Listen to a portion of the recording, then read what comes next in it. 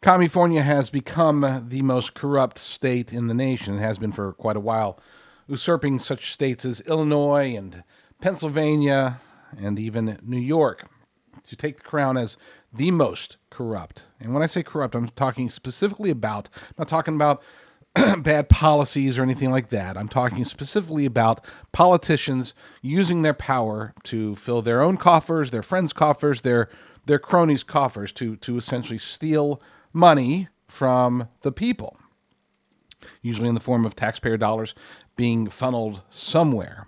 And the state of California has been able to even usurp corrupt cities like Chicago or Philadelphia or New York, where corruption has been rampant there for decades. No, California has taken the mantle.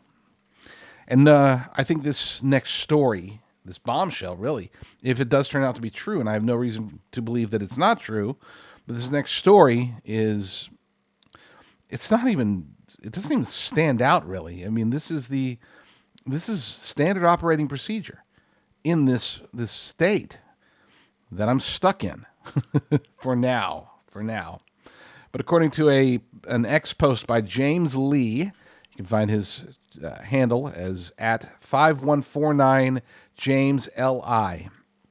Says, I may have uncovered a massive scandal in California. Gavin Newsom claims $24 billion for homelessness went missing.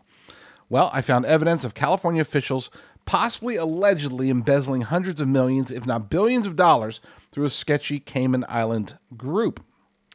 In response to an April 2024 audit, which exposed that California did not know how money going to solve homelessness was being spent, Governor Newsom responded by stating the results did not surprise him, but added that California has taken part in unprecedented investments. What kind of unprecedented investments, you might ask? Well, this is where things get sketchy. Enter Todd Gloria, the mayor of San Diego, who has been on a tear, making housing deal after housing deal, which he claims will address homelessness. But when you look at the deals being done, the price tags are astronomical. A $145 million project yielded 407 units. A $150 million project yielded 270 units. I don't know about you, but these look more like luxury condo investments disguised as public housing projects. But this is where things get even sketchier. This is one investment group that pops up over and over again in all these city housing deals, the Chelsea Investment Corporation. Here's what we know about the Chelsea Investment Group. A developer that specializes in affordable housing, incorporated in the Cayman Islands, headquartered in Carlsbad, California. The founder is Jim Schmid, Schmid, and the CEO is Charles Schmid. I wonder if they're related. Are you ready for the real doozy?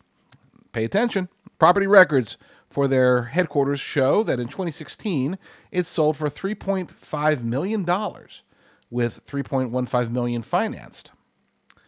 But in 2023, another transaction for an undisclosed price, but $68 million financed. And there's the picture of the building on the screen.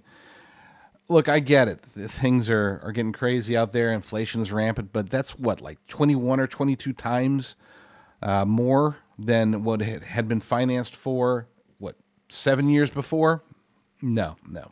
None of this jibes. And here's the kicker. The lender happens to be the San Diego Housing Authority, which, again, doesn't make sense. The building looks to be owned now be owned by 13th and Broadway CIC LP, a shell company of Chelsea. But here's where there begins to be more questions than answers. How did the property jump 20 times in value in 7 years? Why is the San Diego Housing Authority functioning as their bank?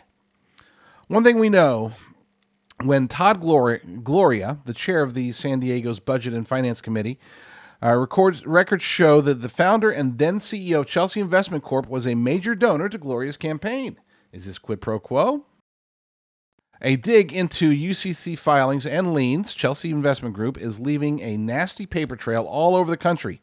So their entanglement with public housing in San Diego or Commiefornia, I would advise you start looking in your local area to see what turns up. Final thoughts from James Lee. This is just the tip of the iceberg in the search for billions of missing dollars. Legacy media have failed. It's up to independent journalists to uncover the truth, and big help to a couple of various people helping to expose this. I actually had posted a video about this the other day over at thelibertydaily.com, and somebody else had done basically the same deep dive. But seeing it out here written out, seeing the actual evidence being posted, I can't get around those two major facts.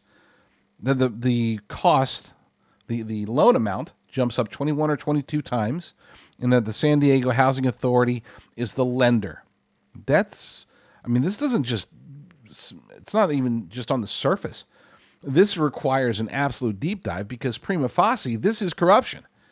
Any journalist worth their salt in the local area should be diving into this, and apparently the paper trail is not very hard to find. The only reason that any of them might not do it is, well, if they're part of the problem.